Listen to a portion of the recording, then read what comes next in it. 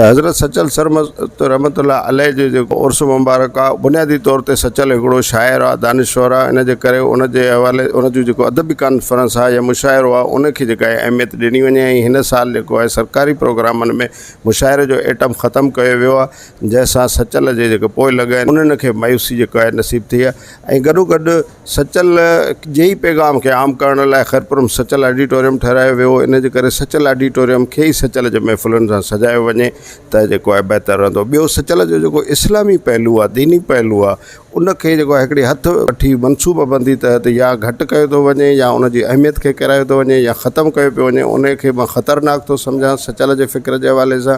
उनखे रद्द करण लाइ जेको आहे उनजो नोटिस वठो वञे ऐं सचल जे इस्लामी फ़िक्र खे पिणु जेको आहे अहमियत ॾिनी वञे। गॾोगॾु जेको सचल अदबी कॉन्फ्रेंसूं वग़ैरह थियनि थियूं या मुशाइरा में घटि उनखे उजागर करण जे लाइ डिप्टी कमिश्नर जेको आहे पाण, छो त उहो पैटर्न इन चीफ हूंदो आहे ऐं ज़िले जो डिस्ट्रिक्ट कमिश्नर उहो पाण या सदारत करे या शिरकत करे, त जेके अदबी पहलू आहे सचल जे सालियाने उर्स मुबारक जो उन्हनि खे वधीक अहमियत ॾियारे सघिजे, उजागर करे सघिजे।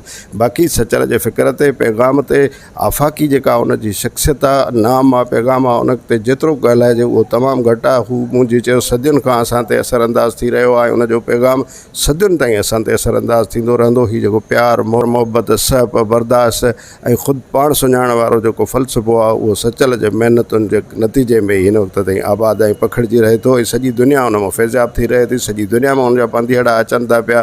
सचल साईं असांजी सुञाणप आहे, असां सचल साईं जा अक़ीदतमंद आहियूं, पंधीअड़ा आहियूं। ऐं